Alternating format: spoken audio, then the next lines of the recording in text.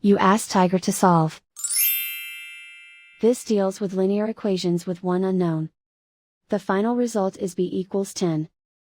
Let's solve it step by step.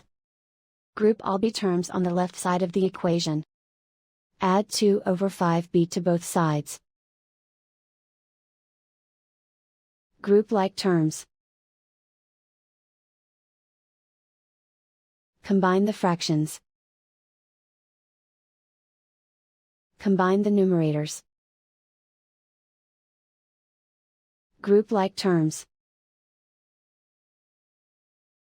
Combine the fractions. Combine the numerators. Reduce the zero numerator.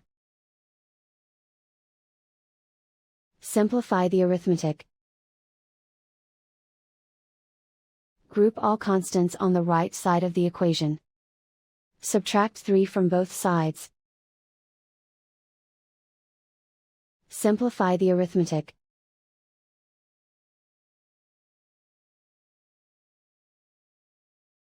Isolate the b. Multiply both sides by inverse fraction 5 over 4. Group like terms. Multiply the coefficients.